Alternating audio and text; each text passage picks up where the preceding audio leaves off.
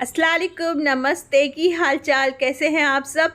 I hope आप सभी ठीक होंगे। आज एक छोटी सी रेसिपी के साथ आई हूँ। कोई केक डिज़ाइन नहीं है, कोई बेकिंग नहीं है, और बेकिंग नहीं है इन द सेंस कोई भी केक मेकिंग नहीं है।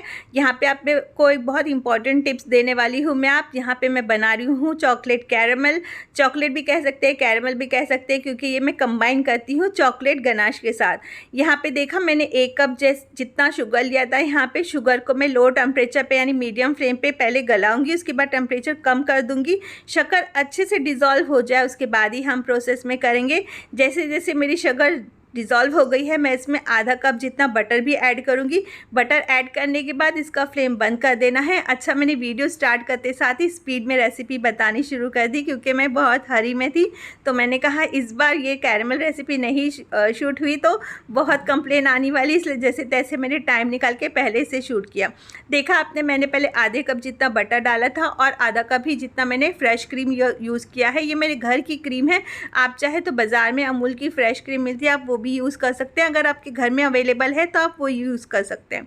अगर कैरमल आपको ज़्यादा थिक लगे, जैसे मुझे यहाँ पे थोड़ी सी थिक लग रही थी, तो मैंने इसमें 1 टीस्पून जितना मिल्क भी ऐड किया। अच्छा, कैरमल हम 2 तरीके से बना सकते हैं, या तो दूध डाल के बना ले, या तो हैवी फैट जो आती है हमारे पास, क्रीम बली मलाई जैसी कहते हैं, वो भी डाल के बना सकते हैं। तो ये आप पे डिपेंड करता है आप क्या चूज़ करते हैं, लेकिन उसकी वजह से टेस्ट भी ऊपर नीचे होता है, फ्लेवर चेंज होते हैं। अगर आप चॉकलेट फिलिंग के लिए कैरमल बना रहे हैं तो आप हैवी क्रीम से ही बनाएं, मिल्क से ना बनाएं।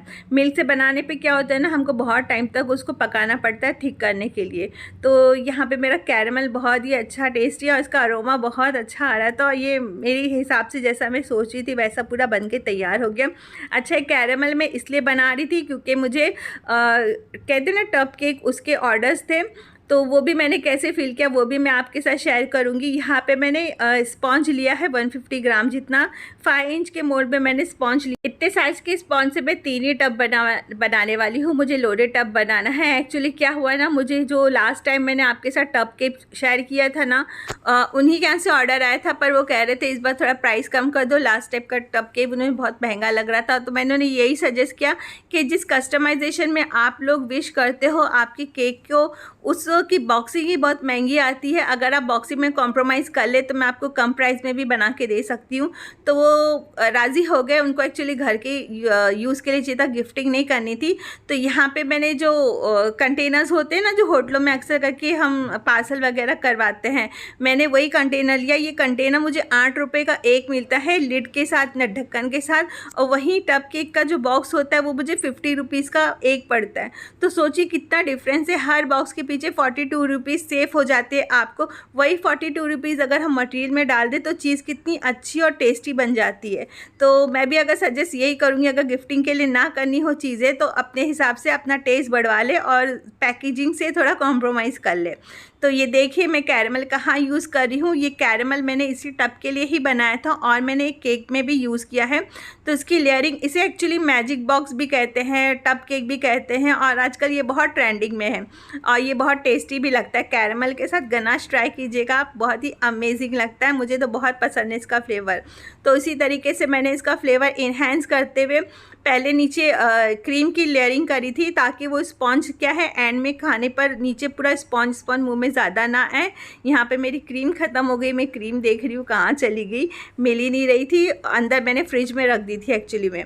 तो यहाँ पे मैं पहले बेस में नीचे उसको क्रीम से फिल करके उसके बाद ही मैं स्पॉन्ज की लेयरिंग करूँगी। मैं लेयरिंग इसलिए दिखा रही हूँ कि आपको, कि आप भी कभी अपने घर में चाहे तो इस तरीके से सेट करके टब केक इंजॉय कर सकती हैं।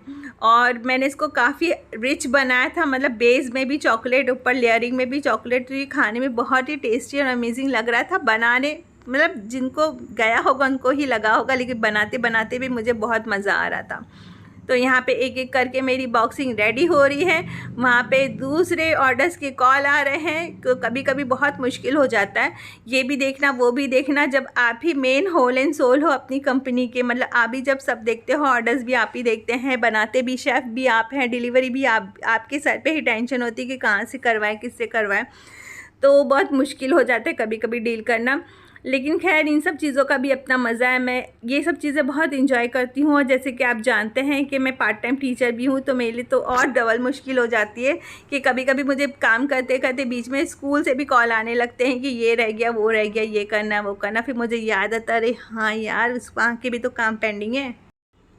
बातें जब शुरू होती तो मैं बात करते करते किसी भी टॉपिक पे चली जाती हूँ, पर हम भटकेंगे नहीं। बात करते करते मेन टॉपिक पे बात करती हूँ। कैरेमल भी 2-3 तरह के होते हैं। कभी कभी किसी को मीठा ज़्यादा नहीं पसंद होता है, तो मेरी टिप्स हमेशा याद रखिए। जब भी आप उनके लिए कैरेमल बनाएं जिनको स्वीट ज़्यादा पसंद नहीं है, उसमें आप बटर की क्वान्टिटी बढ़ा दें और शुगर की क्वान्टिटी कम कर दें। यानी अगर आप हाफ़ कप जितना शुगर ले रहे हैं तो 1/4 कप जितना आप बटर ले ले। यानी बटर की क्वांटिटी बढ़ा दे, क्रीम की क्वांटिटी बढ़ा दे और शुगर की क्वांटिटी कम कर दे। इससे क्या होगा, कैरेमल की मिठास भी कम हो जाएगी। और दूसरी सबसे इम्पॉर्टेंट बात, कैरेमल बनाते हुए हम सॉल्टेड बटर का यूज़ करते हैं। इंडिया में अमूल के बटर्स बहुत अच्छे हैं, सॉल्टेड बटर है, आप वो यूज़ कर सकते हैं। अगर आप आउट ऑफ इंडिया रहते हैं तो अगर आप प्लेन बटर ले रहे हैं तो प्लेन बटर के साथ आप हाफ़ टी स्पून जितना सॉल्ट भी ऐड कीजिएगा। इससे कैरेमल का फ्लेवर टेस्ट बहुत अच्छा बढ़ जाता है। तो ये टिप्स आप याद रखिएगा, जब भी कैरेमल बनाएं तो उसमें हमेशा सॉल्ट ऐड करें। अगर आपके बटर में शुगर कह रही हूँ मैं, अगर नमक नहीं है तो नमक ऐड कर लीजिए। वो कहते हैं ना कि आपकी टूथपेस्ट में नमक है, तो जी हाँ, मेरे बटर में नमक है। अगर आपके नहीं होगा तो आप ज़रूर ऐड कर लीजिएगा। यहाँ पे लेयरिंग में मैंने साथ में हेज़लनट की जो बार मैंने लास्ट टाइम आपको बताई थी, वो हेज़लनट की बार भी मैं क्रश करके डाल रही हूँ। हेज़लनट की बार और आलमंड डालने से काफ़ी अच्छा क्रंची फ्लेवर आएगा। अगर आप इसको रिप्लेस करना चाहती हैं तो आप बटर स्कॉच के जो नट्स आते हैं वो भी डाल सकते हैं, चोको चिप्स भी डाल सकते हैं। तो आप पे डिपेंड करता है आप क्या पसंद करते हैं, आप क्या डालना चाहते हैं।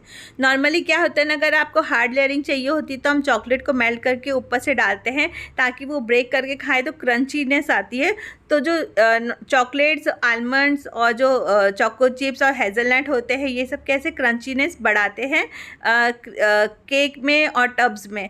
केक्स और टब्स की क्या कहते हैं, रेसिपी स्पॉन्ज की और ये सब की अलग नहीं है। आप अगर चाहें तो आप अपनी भी रेसिपीज़ इसमें ऐड कर सकते हैं। जैसे आप इसमें स्पॉन्ज की जगह क्या कहते हैं, ब्राउनीज़ ऐड कर सकते हैं। ब्राउनीज़ का भी फ्लेवर बहुत अच्छा और ज़बरदस्त आता है। यहाँ पे देखिए, शूट करते वक्त यही सब दिक्कत होती है। यहाँ पे कैमरे का एंगल मैंने चेंज किया था, मुझे ध्यान नहीं था और ये क्लिप ऐसी आड़ी टेढ़ी आ गई। तो खैर, मैं आप मेरी फैमिली है, इसके लिए मैं ये भी ऐड कर देती हूँ क्लिप। आप देख लीजिएगा डस्टिंग के बाद ये कैसा दिखता है, बहुत ही अच्छा दिखता है। साथ में मेरे पास कप का भी ऑर्डर्स थे, ये भी उसी दिन रेडी करना था। मैंने 40 कप्स रेडी किए थे, तो मेरी तो हालत ख़राब हो गई थी, मैं बहुत थक गई थी। फिर सोचा मैंने जाके थोड़ा रेस्ट कर लूँ, फिर लेकिन दूसरे ऑर्डर्स थे लाइन में, तो मैं वापस अपने काम पे चली आई। पर मैं आप यहीं पर अपनी वीडियोस को एंड करती हूँ। आई होप आपको सारी चीज़ें अच्छी लगी हो, मेरी डिज़ाइन पसंद आई हो, रेसिपी पसंद आई हो। अगर पसंद आई हो तो प्लीज़ मेरे चैनल को लाइक, शेयर एंड सब्सक्राइब कर देना और दुआ में याद रखना। अल्लाह हाफिज़।